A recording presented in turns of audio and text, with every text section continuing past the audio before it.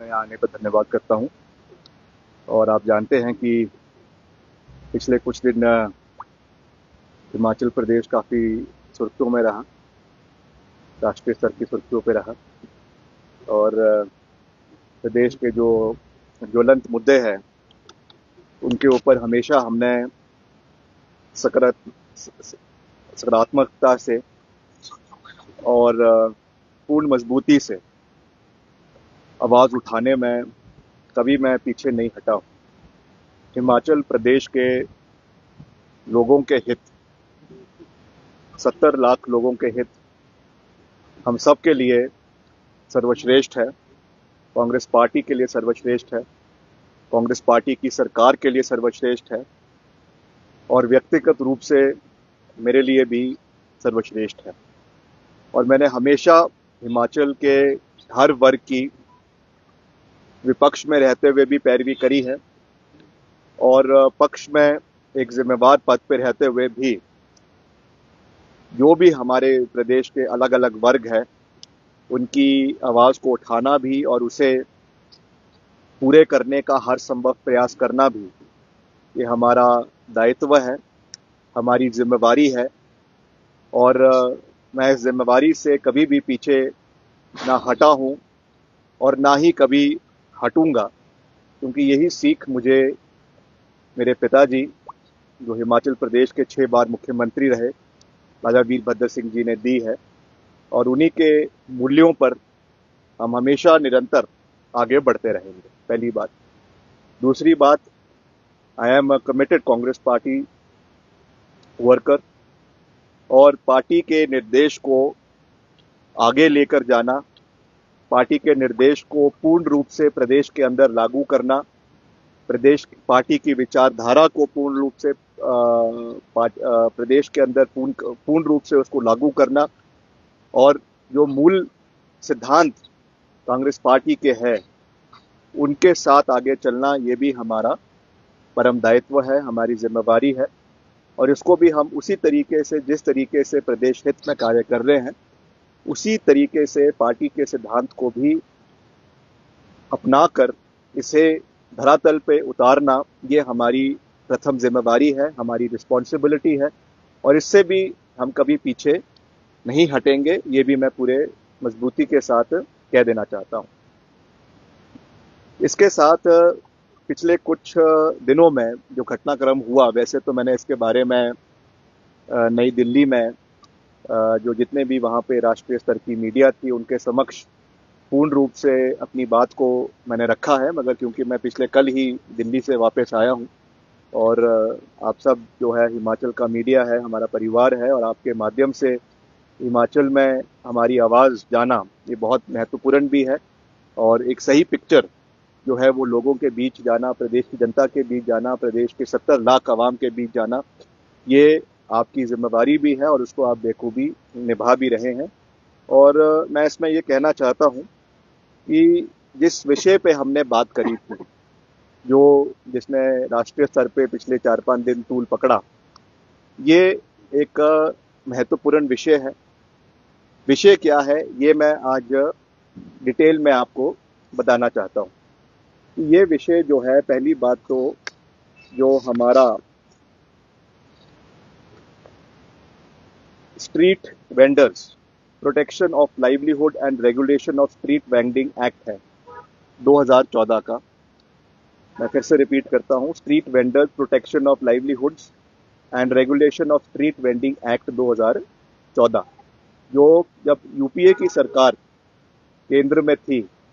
उस समय इसको लागू किया गया और 2016 में इसका संशोधन के साथ विद अमेंडमेंट्स इसको हिमाचल प्रदेश के अंदर भी लागू किया गया। उस समय कांग्रेस पार्टी की ही सरकार थी। इसके साथ साथ इसमें देश का जो सर्वश्रेष्ठ न्यायालय है, सर्वोच्चतम न्यायालय है, सुप्रीम कोर्ट, उन्होंने भी इसका जो है संज्ञान लिया और 2010 में और 2012 में अलग अलग जो मसले देश के अलग अलग कोने से निकल कर आए, उसमें इस कानून को पूरी मजबूती से लागू करने की बात सुप्रीम कोर्ट ने भी कही। और उसी तरीके से हिमाचल प्रदेश के माननीय हाई कोर्ट ने भी 2023 में जब हमारे पूर्व चीफ जस्टिस यहाँ पे थे, उनके हाई कोर्ट में इसका जो है वो संज्ञान एक PIL के माध्यम से लिया गया। MS रामचंद्र राव और अजय मोहन गोयल जी के कोर्ट में ये लगा था और उन्होंने भी ये कहा कि जो ये कानून ऑलरेडी जो बना हुआ है, इसको समय के साथ इसको इम्प्लीमेंट करने की आवश्यकता है, जिसमें प्रदेश में जो जो भी हमारे वेंडिंग जोन्स हैं, जो म्यूनिसिपल काउंसिल के, म्यूनिसिपल कॉरपोरेशन के लिमिट में आते हैं, उस पे पारदर्शिता के साथ वहाँ पे जो है वेंडिंग जोन्स और उसके साथ साथ नॉन वेंडिंग जोन्स, जहाँ पे आपकी नॉन वेंडिंग इलाके हैं, जहाँ पे कोई ट्रैफिक की समस्या है या कोई और चीज़ है, उसके मद्देनज़र और भी जो इस पर चीज़ें हैं, उस चीज़ को मद्देनज़र रखते हुए इसको कहा गया है। और हमारा जो, जैसा मैंने कहा, हिमाचल प्रदेश का म्यूनिसिपल एक्ट है 1994 का, इसके तहत जो है permission, regulation of prohibition and use of occupation of any street और place by itinerant vendors or hawkers or by any person for the sale of articles or the exercise of any calling or the setting up of any booth or stall and the fees chargeable for such occupation। जो इसके bylaws है उसमें कहा गया है कि जो street vendor municipal corporation Shimla, this bylaw may be called the street vendor protection of livelihood and regulation act 2024 Shimla municipal corporation, जिसका रूल 5 ये कहता है कि responsibility of street vendors, it shall be the duty of the street vendors और his family member और employ to clause E prominently जो है आपका रजिस्ट्रेशन होनी चाहिए ID कार्ड की and certificate of vending eight vending place जो है वो करवाया जाए। तो इस दृष्टि से इसको हमने प्रदेश के अंदर ये पहले से ही जो है वो चला हुआ है। अब बात आती है हमारा जो एक मल्टी पार्टी जो एक बॉडी बनाई गई है, जिसमें हमारे जो है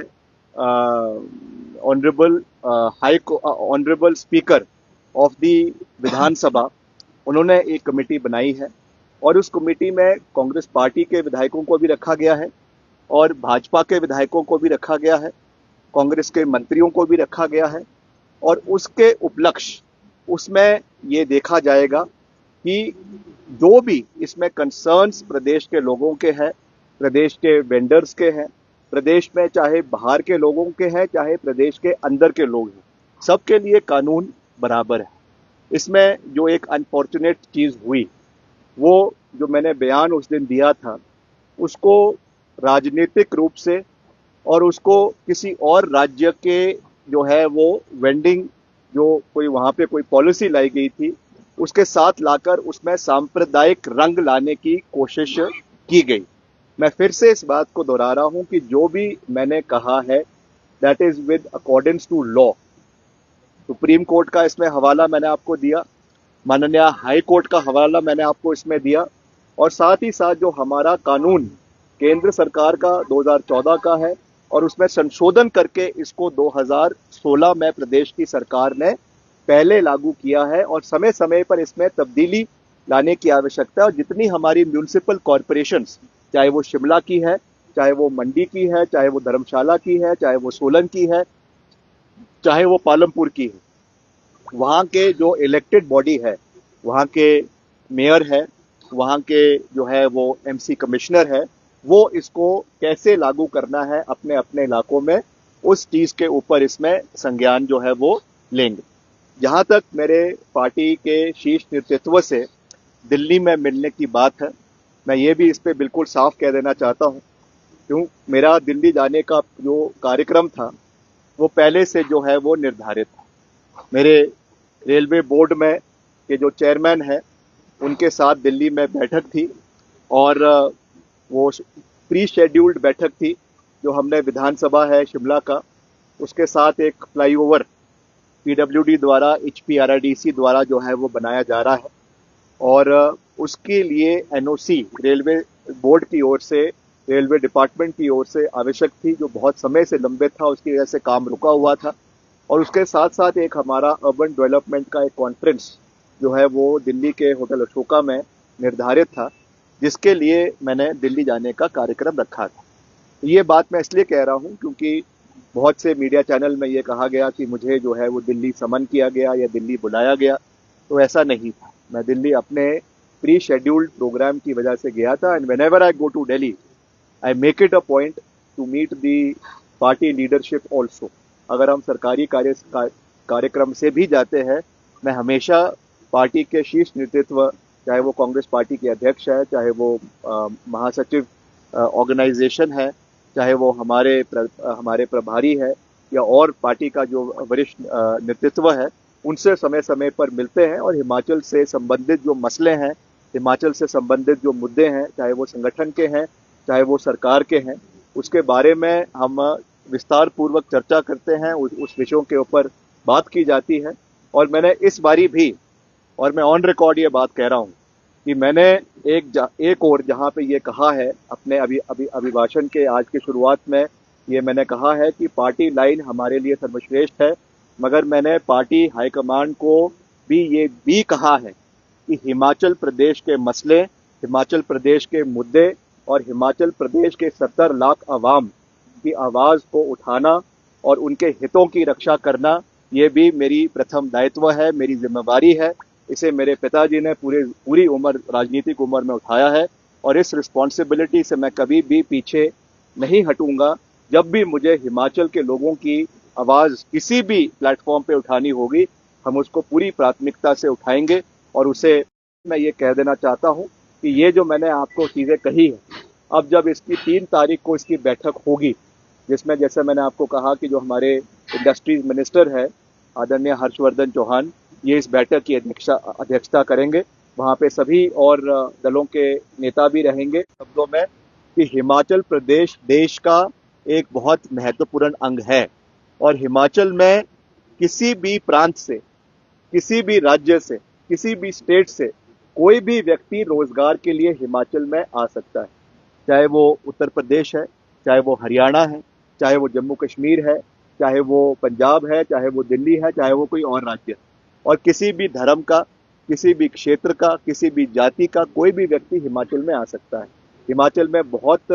बड़ी तादाद में तिब्बती काम करते हैं, क्योंकि दलाई लामा जो है, हमारे पूजनीय दलाई लामा, वो हिमाचल में उनको जो है वो पॉलिटिकल और राजनीतिक असाइलम मिला है, भारत सरकार ने दिया है। और उस तर्ज पे बहुत से तिब्बती जो मूल रूप से हिमाचली नहीं है,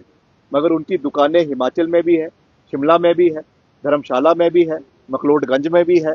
और भी बहुत से इलाकों के अंदर है। हमने उनको पूरे खुले हाथों के साथ उनको स्वीकारा है प्रदेश के अंदर। वो चाहे उत्तर प्रदेश से भी कई लोग आते हैं, चाहे हरियाणा से आते हैं। हमने केवल ये बात रखी है कि आज भी हम उनका स्वागत कर रहे हैं, मगर कानून के हिसाब से सुप्रीम कोर्ट के जो गाइडलाइंस है, हाई कोर्ट के जो गाइडलाइंस है, और जो और एमसी एक्ट के ऑलरेडी जो कानून बने हुए हैं, इसके तहत से एक जो वेरिफिकेशन इन लोगों की होनी चाहिए, चाहे वो हिमाचली है, चाहे वो गैर हिमाचली है। अगर हमने भी कल को कोई दुकान लगानी है, कोई रेडी फड़ी लगानी है, तो वही कानून हम पे भी लागू है, सब लोगों के ऊपर लागू है। ये केवल जो है प्रदेश की आंतरिक सुरक्षा, इंटरनल सिक्योरिटी, और मैं इस शब्द के ऊपर बहुत ज्यादा बल दे रहा हूं, internal security of the state has to be maintained at all costs. जिस तरीके की अभी हरकतें प्रदेश के अंदर कुछ दिनों पहले से, हमको महीनों से देखने को मिली है, बहुत अनफॉर्चुनेट है। जहां तक अवैध भवन या ना बनने की बात है, नहीं बनने की बात है, वो एक दूसरा पहलू है, मैं उसमें अभी नहीं जाना चाहता हूं, क्योंकि वो मसला वैसे भी जो है वो म्यूनिसिपल कमिश्नर के कोर्ट में है, और कोर्ट का जो फैसला आएगा, मैं पहले ही कह चुका हूं, कई बार सार्वजनिक मंच पे भी कह चुका हूं, और विधानसभा में सभा ही कानून के हिसाब से ही कार्रवाई होगी। हम कानून के दायरे से सुप्रीम कोर्ट, हाई कोर्ट, और जो ये एक्ट है, वेंडिंग स्ट्रीट रेगुलेशन एक्ट है, लाइवलीहुड का एक्ट है 2014 का, इसके दायरे से 1 इंच भी बाहर निकलकर कार्य नहीं करना चाहते। मगर इस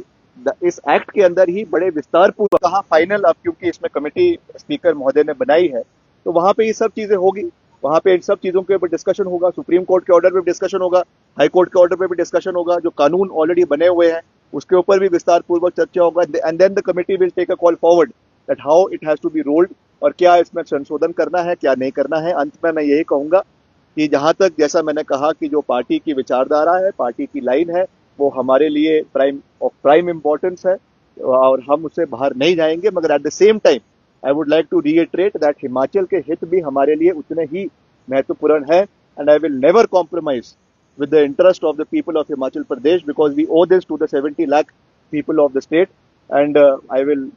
till the time I am in public service, uplift the morale of the people and do everything possible to protect the interest of the people of Himachal Pradesh. आपके पहचान पत्र से जुड़े बयान पर, आपके पहचान पत्र से जुड़े बयान पर सियासी घमासान में जुड़ा विपक्ष ने सवाल उठाया, लेकिन सीपीएस संजय अवस्थी ने कहा कि आपकी उनकी राय थी, वो सरकार की राय नहीं है। दूसरा इससे जुड़ा क्या? देखिए, I am only answerable to the party high command and the honourable chief minister. They are above me. बाकी किसी भी बॉडी को, चाहे वो संवैधानिक है चाहे वो गैर संवैधानिक है, मैं उनको आंसरेबल नहीं। दूसरा जो एक्ट है आपका, सेंट्रल एक्ट है, क्या उसमें मैं फिर से रिपीट कर रहा हूँ कि मैं सिर्फ, मेरी जवाबदेही हिमाचल के मुख्यमंत्री के प्रति है और पार्टी हाईकमांड के प्रति है और जो पार्टी की अध्यक्ष है उनके प्रति है। इसके अलावा I am not answerable to any person. और क्या आपकी सरकार, आपकी पार्टी आपको बैठक लगाने की कोशिश कर रही है कि आपके संख्या समर्थन और जलन का विरोध हमेशा कैसे आए? Next question. सर, मेरा सवाल ये है कि अगर एक्ट बना हुआ है और आपने बयान भी दिया, तो उसकी बात होगी, पार्टी लाइन कहाँ? देखिए, उनको कुछ लगा होगा, जो भी उनके माननीय हाईकमांड के कंसर्न्स थे उसको मैंने बहुत ब्रीफ तरीके, बहुत ब्रीफ नहीं कहूँगा, बहुत डिटेल तरीके से मैंने उनके साथ बात करी है। चाहे वो ऑनरेबल हमारे कांग्रेस पार्टी के अध्यक्ष है मल्लिकार्जुन खड़गे जी, ऑनरेबल केसी वेणुगोपाल जी, ऑनरेबल राजीव शुक्ला जी, सबसे हमने इसके बारे में विस्तार पूर्वक बात करी है और उन्होंने इस कंसर्न्स को देखा है। उनका केवल जो इसमें कंसर्न था वो ये था कि किसी और राज्य के साथ इसको जोड़ने का एक जो प्रयास किया गया और जो इसमें सांप्रदायिक रंग देने की कोशिश की गई वो गलत थी और हमारी ऐसी बिल्कुल भी सोच या हमारी ऐसी नीयत बिल्कुल भी नहीं थी। हो सकता है कि I was misquoted, but my intention I have very clearly put it forward to you और उस तरीके से हम इसमें आगे बढ़ें।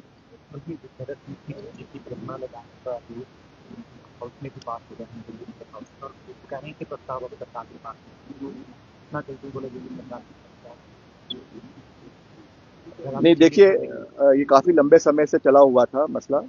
और इस पे जो है एमसी ने, म्यूनसिपल कॉरपोरेशन ने पास किया है कि जो दौलत सिंह पार्क है वहाँ पे स्वर्गीय वीरभद्र सिंह जी की मूर्ति लगाई जाएगी। ये स्वागत योग्य है, केवल एक उनके पुत्र के रूप में नहीं मगर प्रदेश के लोगों की भी और कांग्रेस पार्टी के लोगों की भी एक ये चाहत थी कि उनकी मूर्ति जो है वो रिज मैदान पे लगनी चाहिए और वो जल्द से जल्द लगाई जाए ताकि जो उनका एक कंट्रीब्यूशन हिमाचल प्रदेश में है और ख़ास करके आधुनिक हिमाचल प्रदेश के निर्माता के रूप में उनको जाना जाता है, तो निश्चित तौर से उनकी जो कार्यशैली है, उनका जो विकास का एक प्रदेश के लिए कंट्रीब्यूशन रहा है, दैट इज़ अनप्रेसिडेंटेड और आने वाली जो हमारी पीढ़ियां हैं प्रदेश की उसको याद रखे उससे और उसके साथ जो हमारे प्रथम मुख्यमंत्री हिमाचल प्रदेश के हैं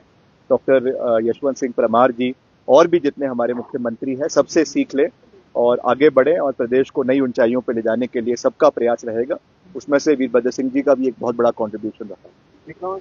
आपने नियमों का हवाला, लेकिन बड़ी बात है कंट्रोवर्सी अब खड़ी। 2014 में कानून पास होता है लेकिन उसके बाद वो लागू नहीं होता, तो चाहे वो आपकी सरकार वर्तमान में हो, पूर्व में बीजेपी की रही है, उससे पहले आपकी हो, तो आप ये मानते हैं कि अगर समय से ये नियम लागू होते नहीं, तो आज ये देखिए, मैंने इस पे कहा है, मैंने ऐसा कहा है कि इसमें ऐसा नहीं है कि ये कानून लागू नहीं हुआ है। कई जगहों पे इसका कुछ पार्ट लागू हो गया है, कई जगहों पे स्ट्रीट वेंडिंग कमेटी और जोन बन चुके हैं। शिमला में भी उसका already ongoing process municipal corporation में है, मंडी में भी कई जगहों पे हो चुका है। मगर जैसा मैंने कहा कि 2023 में ऑनरेबल हाई कोर्ट ने इसमें ये कहा था कि इसको पूर्ण रूप से लागू करने की आवश्यकता है। उसमें कुछ कमियां पाई गई थी, पूर्व सरकार भी उस समय थी, भाजपा की सरकार भी थी और क्योंकि उस समय वर्तमान में हमारी सरकार थी तो उनको निर्देश दिए गए हैं। बाकी जैसा मैंने कहा, क्योंकि अभी ये मसला एक लार्जर कमेटी को रेफर किया गया है जो आदरणीय हर्षवर्धन जी के अध्यक्षता में है, तो उनके माध्यम से जब सारे इसमें already as urban development minister I am part of it, Anirudh Singh ji is part of it, and Harshvardhan ji is part of it. There are a few other legislator also from Congress party also and from the BJP also. तो सब इसमें बैठ के सकारात्मक चर्चा करेंगे कि कैसे इसको जो है वो लागू किया जाए, जल्द लागू किया जाए। और क्या इसमें कैसे करना है, ताकि कोई इसमें कंट्रोवर्सी भी ना हो और हिमाचल के लोगों के हित भी इसमें जो है वो प्रोटेक्टेड रहे। राज्य सरकार के पास क्या रहेगी कि हिमाचल के लोगों को ज्यादा प्रायोरिटी? देखिए, मैं उस दिन तो ये जवाब तो मैं पहले दे चुका हूँ कि ऐसा कोई भी कानून नहीं है जिसमें हम ये कहे कि हम केवल हिमाचल के लोगों को ही जो है वो इसमें करेंगे, चाहे वो एम्प्लॉयमेंट है, चाहे वो ये है। मैंने पहले भी आपको कई इसमें एग्जांपल्स दिए कि कई जगहों पे सरकार ने इसको लागू करने की कोशिश करी, मगर it could not withhold the test of judicial scrutiny, क्योंकि ये अनकॉन्स्टिट्यूशनल है। हम किसी को ये नहीं बोल सकते हैं कि आप किसी देश या किसी और प्रांत का व्यक्ति हिमाचल में रोजगार के लिए आ सकता है या नहीं आ सकता है, पर कैसे उसमें हम प्रेफरेंस दे सकते हैं हिमाचल के लोगों को, that will be discussed in due course, कैसे उसमें करना है, क्योंकि उसमें विडोज के लिए है, उसमें आपके जो है वो इकोनॉमिकली वीकर सेक्शन के लोगों के लिए है और चीज़ों के लिए है। तो all that will be discussed in great detail. और अगर इसमें कुछ कमी भी रही है, जैसा आपने कहा, कुछ अगर इसमें इम्प्लीमेंटेशन में कुछ स्लो प्रोसेस भी रहा है, तो वील ट्राई कि इसके ऊपर चर्चा हो और इसको जल्द जो है वो कानून के दायरे में रहकर इसको लागू किया जाए, ये मैं कहना चाहता हूँ। क्या उसमें सेंट्रल एक्ट में स्टेट स्पेसिफिक अमेंडमेंट संभव है, क्योंकि पहचान पत्र की तो एक्ट में ही व्यवस्था है? हाँ जी, पहचान पत्र की तो एक्ट में ही व्यवस्था है जिसका जिक्र आपने किया, क्या स्टेट स्पेसिफिक इसमें अमेंडमेंट संभव है? अब जो भी होगा वो जो है बॉडी डिसाइड करेगी, और क्योंकि इसमें विधानसभा ने बॉडी गठन कर दी है और उसमें मेरे से भी वरिष्ठ मंत्री उसमें उपस्थित है, आदरणीय हर्षवर्धन जी है, इज ए सीजन पॉलिटिशियन, 6 बारी के विधायक है, तो let him decide what has to be done. Everything, all the records and facts will be brought to his knowledge and to the committee's knowledge, and let the committee decide that what has to be done in the larger interest of the state. मगर जो इसमें facts है और जो कानून की इसमें प्रतिक्रियाएं हैं वो मैंने आपके सामने जो है वो रख दी है। आज मसला बड़ा हो गया है, आप काफी समय से एसोसिएट मेंबर हो म्यूनसिपल पार्टी, क्या इस तरह की बात कभी होती है आपने कही कि भविष्य में जो जैसे आज हो सकता है, इस तरफ ध्यान दिया? हाँ जी, क्या इस तरफ जो है कुछ और चीजें जो है वो उछल जाती है, ये ऐसा नहीं है पहली बारी हुआ है, बहुत बारी भारत के इतिहास में, खास करके लोकतांत्रिक इतिहास में हिमाचल चाहता हूँ कि हम सबके सहयोग के साथ, सबके समर्थन के साथ, सबके आशीर्वाद के साथ सभी के हितों की रक्षा करना हमारा दायित्व है। उसमें कोई जातिवाद नहीं है, उसमें कोई क्षेत्रवाद नहीं है, उसमें कोई इलाकावाद नहीं है, उसमें कोई धार्मिक जो है वो इस तरीके की कोई सोच नहीं है। हर चीज से केवल कानून के दायरे में रहकर उसको लागू करना, ये हमारी प्राथमिकता रहेगी। अंत में मैं फिर से इसको रिपीट कर रहा हूं कि हिमाचल के 70 लाख लोगों